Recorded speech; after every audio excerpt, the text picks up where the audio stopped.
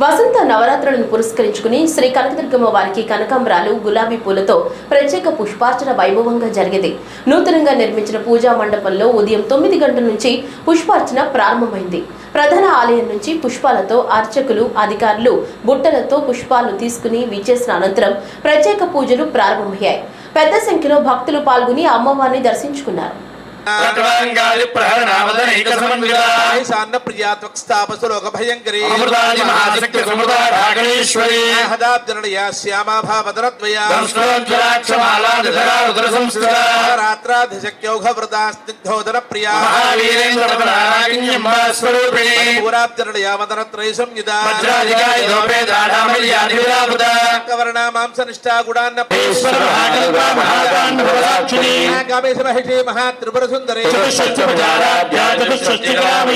चतुष्कोटि योगिनी गणसेविता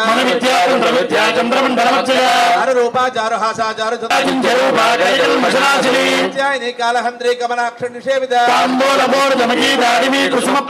साक्षी मोहनी मुख्या मृडानी मित्ररूपिणी मैत्रादिवासनाभ्या महाप्रलय साक्षिणी सामत्ता मातृका वर्णरूप मेतानि हवेगं सभवन्ति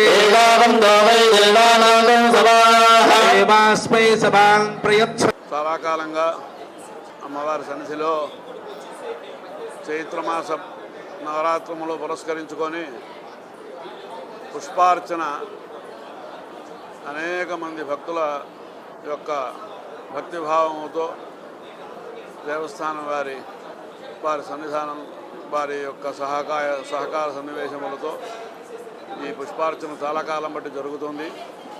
అమ్మవారికి రోజు ఒక రకమైనటువంటి వివిధమైన పుష్పములతో 9 రోజులు 9 రకములైన పుష్పాలు ఇక్కడ అర్చన చేయబడుతున్నాయి.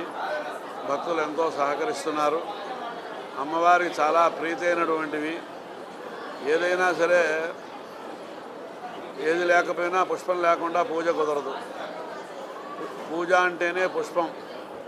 జాతి అయితే ఒక పుష్పం సమర్పిస్తాం, ఇంకా జాతి అయితే అనేక పుష్పం సమర్పిస్తాం, లేకపోతే ఒక్క పుష్పం సమర్పించి నమస్కారం చేస్తాం. కాబట్టి అమ్మవారికి పుష్పములంటే చాలా ప్రీతి. తత్రాపి అమ్మవారు శక్తి స్వరూపిణి.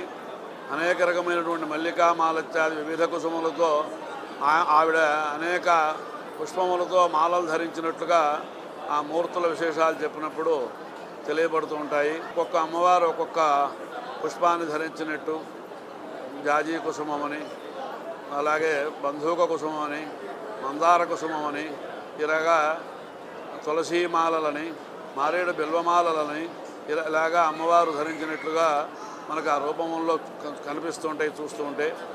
అలాంటి అమ్మవారు ఇవాళ ఈ 9 రోజులు చక్కగా భక్తుల చేత వివిధ కుసుముల చేత ఆరాధింపబడటం అంటే పుష్పం అంటే ఏమిటంటే బహిర్వ్యాపారంగా కనిపించేది పుష్పం.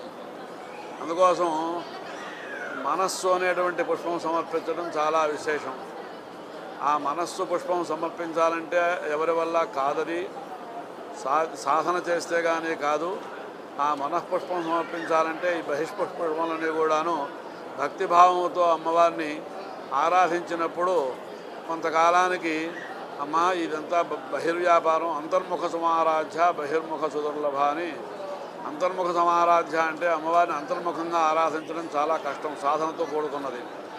అదే బహిర్ముఖంగా ఎంతో పత్రి తీసుకొచ్చి పుష్పం తీసుకొచ్చి వేయడం అంటే అది చేతవుతుంది. ఎంతవరకైనా సరే ఎవరికొకళ్ళకి చేతవుతుంది.